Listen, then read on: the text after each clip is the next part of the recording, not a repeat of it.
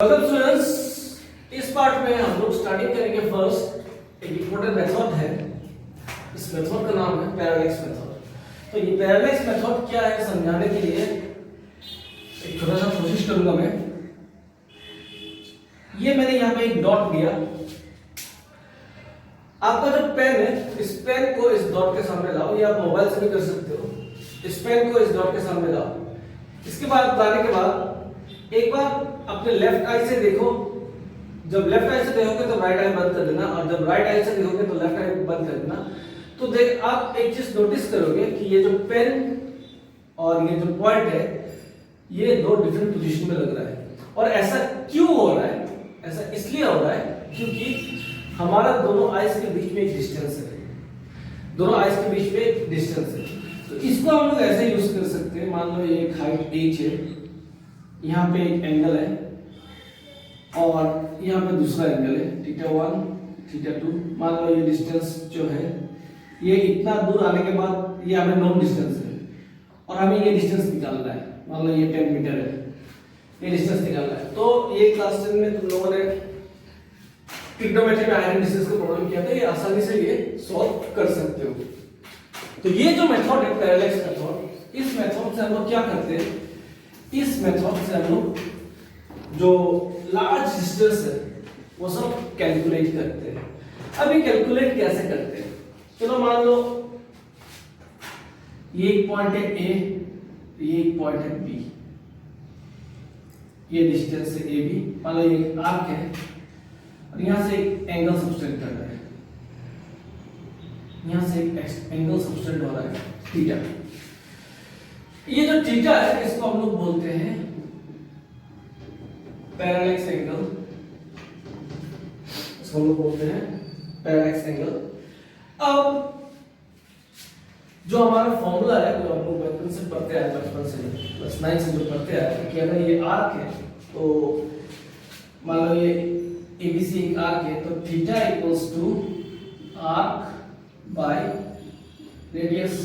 हमने पढ़ा है ना पहले कि arc subtended by radius is equals to theta. तो this by this is equals to theta. तो इससे हम लोग क्या है कि कोई भी अगर ये हमें नोन है, ये थीटा हमें पता है तो हम रेडियस निकाल सकते हैं। तो ये चीज यूज करके हम लोग कोई भी जो डिस्टेंट ऑब्जेक्ट है कि एक डिस्टेंस को हमने यहाँ से देखा, फिर ये डिस्टेंस हमें नोन होगा, हम लोग कहाँ से ये पॉइंट देख रहे हैं ये तो हमें नोन होगा, तो ये डिस्टेंस हमें पता है, ये एंगल हमें पता है, तो हम ये डिस्टेंस ढूंढ सकते हैं। तो मान लो कि ये सन है, अर्थ का एक पार्ट से यहाँ से देख रहे हैं, ये पार्ट से देख रहे हैं, तो अगर हमें सब पता है तो ये जो डिस्टेंस है ये डिस्टेंस हम लोग निकाल सकते हैं विद प्रॉपर कैलकुलेशन। अच्छा, तो यहाँ पे और एक बात आएगा कि पैरेलैक्स मेथड, इसको पैरेलल क्यों बोलते हैं। अब मान लो एक चीज, इसको थोड़ा समझना क्या बोल रहा हूँ। एक चीज बहुत दूर है, जैसे कि मान लो सन, हम लोग गाड़ी में बैठ के ट्रेवल कर रहे हैं, हमने देखा सन एक एंगल में है। आधा घंटे ट्रेवल करने के बाद भी जब देखते हैं तो सन का जो एंगल है वो ज्यादा चेंज नहीं होता है। क्यों? क्योंकि सन जो है वो इतना दूर है, इसके कंपैरेटिव में हमने आधा घंटे में जो डिस्टेंस ट्रेवल किया वो बहुत ही छोटा है। हमने डिस्टेंस हो सकता है बहुत ज्यादा ट्रेवल किया, लेकिन सन अगर इस एंगल में है तो आधा घंटा ट्रेवल करने के बाद सन उसी एंगल पे लगता है। क्यों? क्योंकि as compare to distance between earth and sun, जो हमारा जो डिस्टेंस है वो आधा घंटे में जो ट्रेवल किया वो तो सेम ही रहता है। अब मान लो ये एग्जांपल समझाने के लिए मैं बोल रहा हूँ, ये मान लो सन है, ये मान लो अर्थ है, और एक बहुत दूर में एक प्लैनेट है, बहुत दूर में एक प्लैनेट, छोड़ो एक स्टार है, मान लो एक स्टार है, वेरी फार अवे। तो वेरी फार अवे में क्या होता है, मान लो ये एंगल है, वेरी फार अवे ये एंगल है, तो सन क्या, अर्थ क्या करेंगे, ये ऐसे रिवॉल्व करेंगे ऐसा। तो मान लो आफ्टर 6 मंथ्स ये अर्थ यहाँ पे आ गया है, तो वो जो स्टार है वो इतना फार अवे है कि यहाँ पे भी जो एंगल था यहाँ आने के बाद भी वो एंगल तो सेम ही रहेगा, पैरेलल सेम ही रहेगा, क्योंकि वो इतना दूर है। जैसे कि सन के कंपेरेटिव हमारा गाड़ी जब इधर था ये एंगल था, आधा घंटे बाद चलने के बाद भी यही एंगल था। तो सिमिलरली वो स्टार इतना दूर है कि कि आप जब इधर था तब भी ये एंगल था, आप 6 महीने बाद जब इधर आ गए तब भी ये एंगल, क्योंकि ये जो डिस्टेंस है, ये डिस्टेंस आर्क और सन का है 1 एस्ट्रोनॉमिकल यूनिट और 1 एस्ट्रोनॉमिकल यूनिट। तो ये यूनिट, ये जो डिस्टेंस है कंपेरेटिव टू दैट स्टार, ये उतना बड़ा नहीं है, ये छोटा ही डिस्टेंस है, बहुत दूर है वो, very very far away, very very far away, very very far. अब मान लो एक स्टार है यहां पे, ये far away, very far away नहीं, far away, far away star है। अब यहां से और यहां से ये तो डिफरेंट होगा, ये एंगल तो हमें निकल गया, ये तो डिफरेंट होगा। अब एक चीज देखो कि यहां पे मान लो ये जो एंगल है ये थीटा 1 है और ये मान लो थीटा 2 है, ये थीटा 1 है और ये थीटा 2 है। इन दोनों के साथ और एक पैरेलल लाइन अगर मैं यहां पे ड्रॉ कर दूं, इन दोनों का डिस्टेंस है, तो एस दे आर पैरेलल, दोनों पैरेलल है, तो ये एंगल क्या बन जाएगा, ये इधर से इधर बन जाएगा थीटा 2 और ये थीटा 1 है, तो ये एंगल भी बन जाएगा थीटा 1। तो टोटल एंगल क्या हो जाएगा, थीटा 1 प्लस थीटा 2। मैं फिर से बोलता हूं मैं ये कंक्लूजन में कैसे पहुंचा। मैंने माना एक बहुत फार अवे ऑब्जेक्ट है, स्टार है, उसका ये एंगल, आप जब 6 महीने बाद इधर भी आ गए तब भी वही एंगल है, क्योंकि ये बहुत दूर है, ये डिस्टेंस चेंज होने से कोई फर्क नहीं पड़ा उसको। अब इनके बीच में एक स्टार है जो उतना दूर नहीं है, फार अवे है, उतना दूर नहीं है, तो इसको जब मैं इधर से देखूंगा अलग एंगल होगा, इधर से देखूंगा अलग एंगल होगा। ये जो एंगल है और ये एंगल है वो इक्वल होगा, क्योंकि पैरेलल है ना। सिमिलरली ये भी पैरेलल है, तो ये एंगल और ये एंगल इक्वल हो जाएगा। तो ये जो टोटल एंगल आया वो आया theta 1 plus theta 2। Theta 1 plus theta 2 क्या है, ये है हमारा पैरेलक्स एंगल। तो अब पैरेलक्स एंगल निकल गया है, ये डिस्टेंस तो हमें पता है, ये डिस्टेंस कितना है 1 astronomical unit plus 1 astronomical unit 2 astronomical unit. अगर ये दोनों हमें पता है तो ये जो डिस्टेंस है, ये डिस्टेंस हमारा निकल जाएगा। पहले ये निकाल लेते हैं, इससे ये डिस्टेंस हमारा जो है वो निकल जाएगा। कैसे होगा, theta 1 plus theta 2 is equals to, ये आर्क जो है वो है 2 एस्ट्रोनॉमिकल यूनिट बाय इसकी डिस्टेंस r ले लेते हैं, तो ये निकल गया। इसके बाद हम ये डिस्टेंस भी निकाल सकते हैं, तो आर्क से भी ये डिस्टेंस निकाल सकते हैं, सन से भी ये डिस्टेंस निकाल सकते हैं। तो ये मेथड यूज करके हम लोग जो पैरेलक्स मेथड है उससे ये सब कर सकते हैं। आई होप तुम लोगों को ये समझ में आ गया पैरेलक्स मेथड। अगर कुछ डाउट हो इसमें तो तुम लोग मुझे कमेंट सेक्शन में लिख सकते हो, और जो स्टूडेंट्स है या के जो ग्रुप में ये सब क्वेश्चंस आप जो डाउट है वो भेज सकते हो। अभी आगे इसके बाद हम लोग क्या करेंगे, इसके बाद हम लोग एनसीईआरटी बुक से कुछ क्वेश्चंस करेंगे। जो एनसीईआरटी बुक से इसलिए करा रहा हूं क्योंकि तुम्हारा जो क्लास 11 के एग्जाम जो है, स्कूल में जो एग्जाम होता है, उस एग्जाम में एनसीईआरटी बुक से क्वेश्चंस पूछे जाते हैं। जो एग्जांपल्स है उन सब के टाइप के क्वेश्चंस पूछे जाते हैं। तो फर्स्ट क्वेश्चंस जो हम करेंगे, तो अगर मैं अभी ये क्वेश्चन यहाँ पे लिखने चला गया तो बहुत टाइम लगेगा, तो मैं एक काम करूंगा, मैं वो क्वेश्चन जो है वो कैमरा के सामने ले आऊंगा। आप लोग एक काम करना, उसका स्क्रीनशॉट निकाल लेना, फिर उस क्वेश्चन को देख के उसके रेफरेंस में हम लोग करेंगे। तो ये एनसीईआरटी, अगर जिसके पास एनसीईआरटी बुक है उनके लिए तो कोई प्रॉब्लम नहीं होगा, और वो अपने बुक पे देख सकते हैं, पेज नंबर 19 एग्जाम्पल नंबर 2.1। तो जिनका नहीं है उनके लिए मैं ये एग्जांपल, ये क्वेश्चन जो है वो कैमरा में शो कर रहा हूं। तो ये जो क्वेश्चन आप देख रहे हो, क्वेश्चन कुछ ऐसा है, calculate the angle of number A 1 degree, number B 1 minute, number C 1 second in radians. और इसके लिए हमें दिया हुआ है कि use 360 degree 2 pi radian, 1 degree को 60 minute and 1 minute equals to 60 second. तो इसको सॉल्व करते हैं। हमारे पास है कि 360 degree is equals to 2 pi radian. हमें क्या ढूंढने के लिए बोला है, पहले बोला हमें डिग्री ढूंढने के लिए। तो अगर 360 2 पाई रेडियन है तो 1 डिग्री क्या हो जाएगा, 360 इसके नीचे चला जाएगा, 2 पाई बाई 360 रेडियन। तो ये कुछ आ जाएगा कि 180, यह आ जाएगा पाई बाय 180 रेडियन। तो पाई का ऐसा वैल्यू क्या है 3.14 बाय 180 रेडियन। अभी जब हम इसको डिवाइड करेंगे, डिवाइड करने के बाद इसका जो आंसर आएगा ये कुछ ऐसा आएगा 745 into 10 to the power minus 2 radian. ये कैसे किया मेरे साइड में दिखा देता हूं। ये 3.1.4, तो यहाँ पे पॉइंट इधर उधर चला गया, तो 10 डिवाइडेड बाय 18 इंटू 10। इसके बाद जब मल्टीप्लाई किया तो कुछ ऐसा आया, ये वाला आंसर आएगा। जब मल्टीप्लाई करने के बाद डिवाइड जब करेंगे, डिवाइड करने के बाद ये वाला आंसर आएगा। ये आप करके रफ में देख सकते हो। इसके बाद हमें पूछा गया कि नंबर बी 1 मिनट। तो हमें पता है कि 1 डिग्री इज इक्वल टू कितना है। अभी 1 मिनट कितना होगा 1 minute 1 degree equals to 60 minute. तो 1 मिनट इक्वल्स टू 1/60 डिग्री। तो अगर 1 का वैल्यू मैं यहां पे पुट कर दिया तो 1.745 by 60 into 10 to the power minus 2। तो इसको डिवाइड करने के बाद जो आंसर आएगा, मैं डायरेक्ट आंसर पुट कर रहा हूं, तो मैं उसको डिवाइड करके देख लेना। 2.91 into 10 to the power minus 4। ये 1 मिनट का आ गया। सिमिलरली 1 सेकंड निकालने के लिए बोला, तो 2 मैंने करके दे दिया है।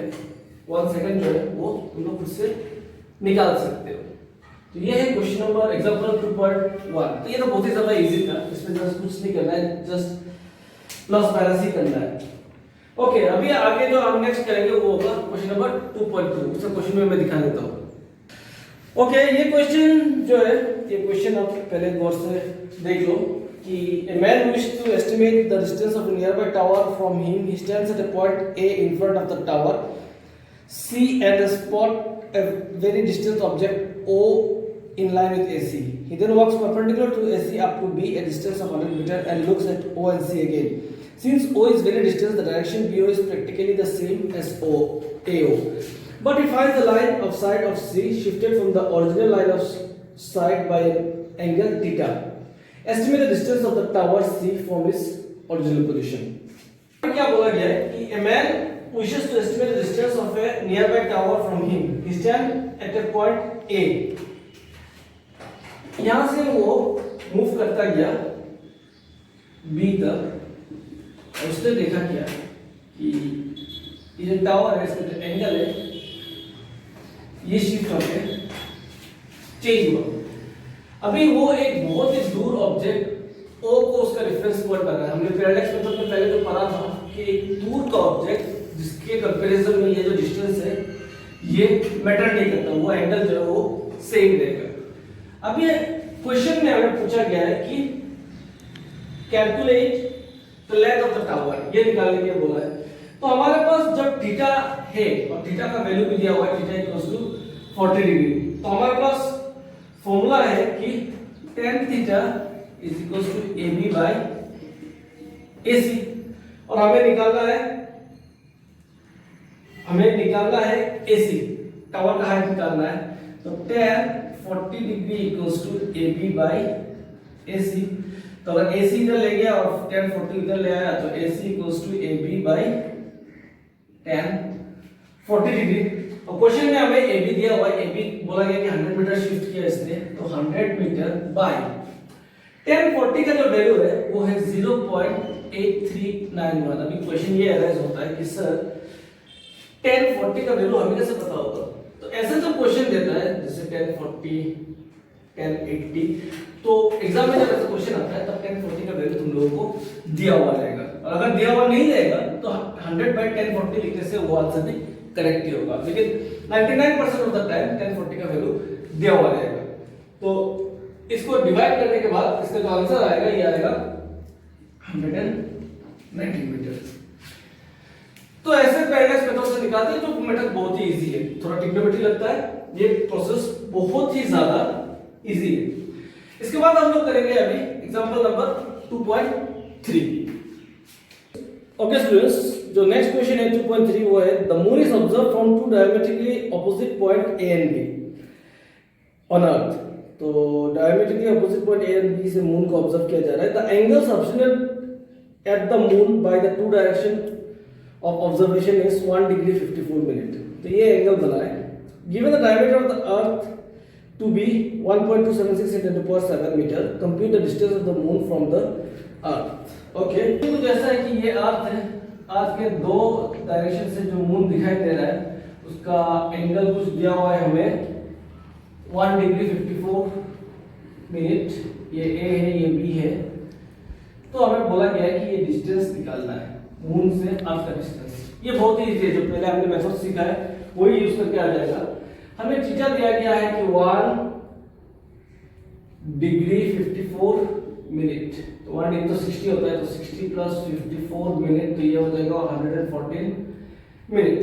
तो थीटा आ गया हमारा 114 मिनट।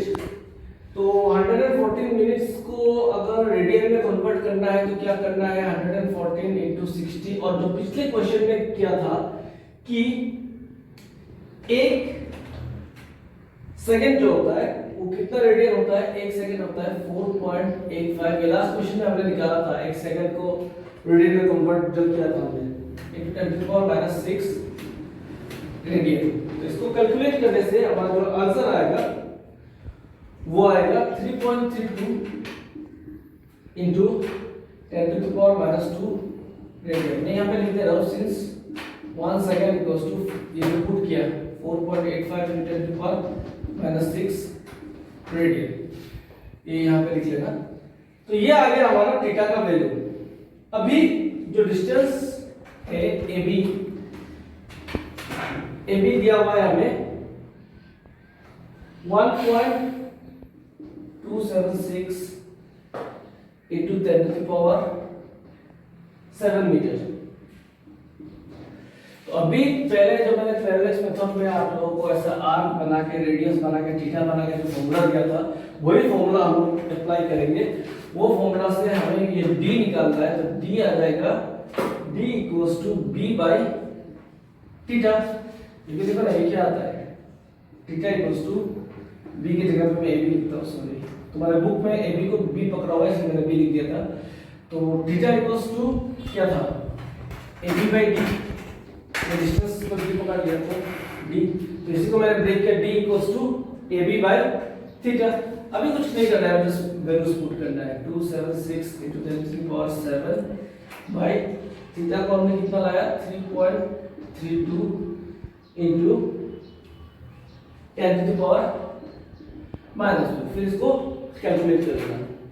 कैलकुलेट करने के बाद कुछ ऐसा आएगा 3.84 into 10⁻⁸ मीटर। ये कैलकुलेट करके देख लेना, इतना आएगा। तो ये था तुम्हारे बुक में कुछ तुम्हारे एग्जांपल्स जो दिए हुए हैं उनका सॉल्यूशंस, जो बहुत ही इजी था, तो इसलिए ज़्यादा मैंने इसको उतना डिटेल्स में नहीं किया क्योंकि बहुत ही इजी था, डायरेक्ट फॉर्मूला पुट करना था, थोड़ा कन्वर्ट करना था। तो इसके साथ मुझे लगता है कि पैरेलल मेथड और इसके बाद जो उधर के न्यूमेरिकल्स है ये तो हो गया। अभी नेक्स्ट हम लोग जो ये एरर एनालिसिस है वो पार्ट पहुंचने से पहले एक छोटा सा पार्ट रह गया जो अभी हम लोग करेंगे, वो है order of magnitude. Okay students, तो लास्ट में जो हमने वो जितने भी एग्जांपल्स किए थे वो बुक के, तो वो जो 2.4 जो क्वेश्चन है वो 2.4 तुम्हारा होमवर्क है।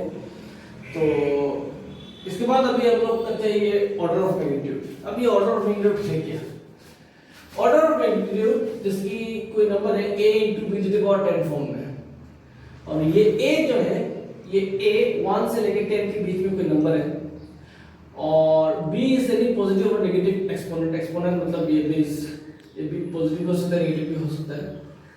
और a अगर 5 से कम हुआ तो a को हम लोग 1 पकड़ते हैं, और अगर 5 से ज्यादा हुआ तो a को 10 पकड़ते हैं। तो मैं ऐसा बोलूंगा तुम लोगों को समझ में नहीं आएगा। अब समझो, मान लो एग्जांपल ले लो 4.75। तो 4.75 जो है, ये a जो है, a कितना है, a है 4, तो 4 जो है ये 5 से कम है, इंटू 10 टू द पावर 4 ले लेते हैं हम लोग। ये a जो है 4 से 5 से कम है, तो ये पूरा टर्म को हम लोग 1 पकड़ लेंगे, 1 इंटू 10 टू द पावर 4। तो अभी ये 10 का पावर कितना है, 4, तो ऑर्डर ऑफ मैग्नीट्यूड हो जाएगा 4।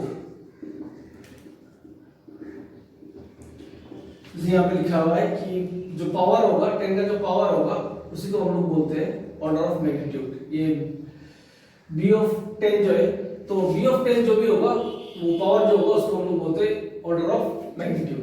जैसे ये वाला क्वेश्चन 4.75 था, 10 टू द पावर 4, तो 4 जो है वो 5 से कम है, तो इसलिए इसको 1 पकड़ लिया, अभी आया।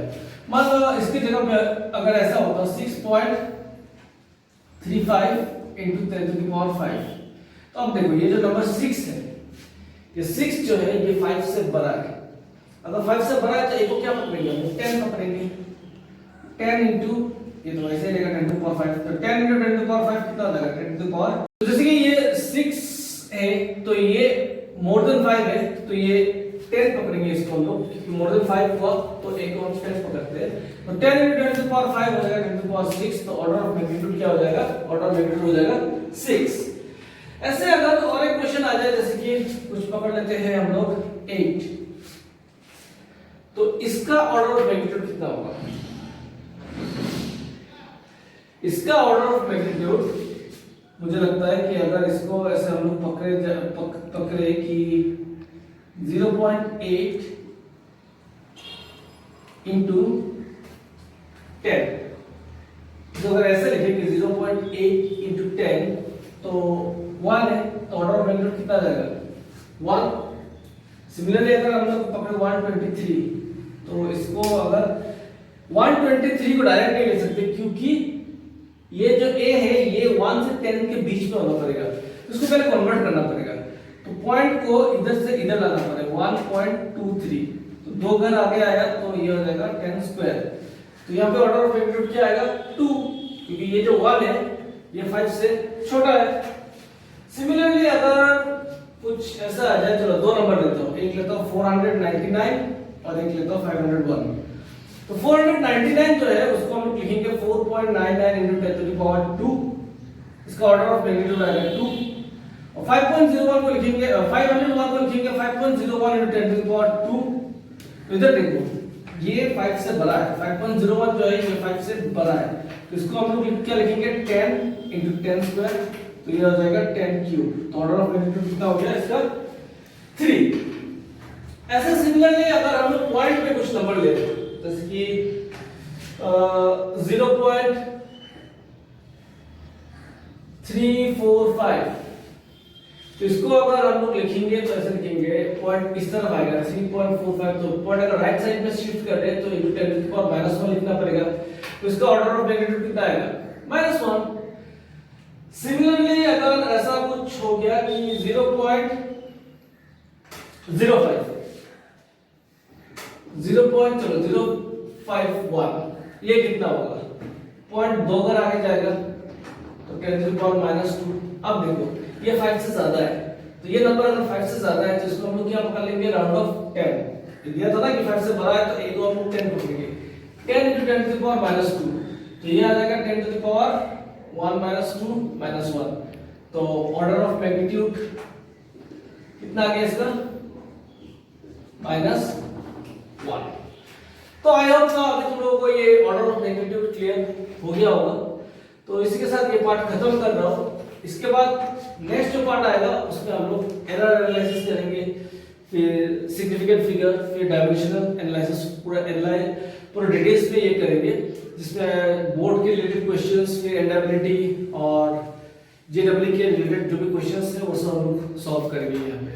तो तब तक के लिए बाय बाय।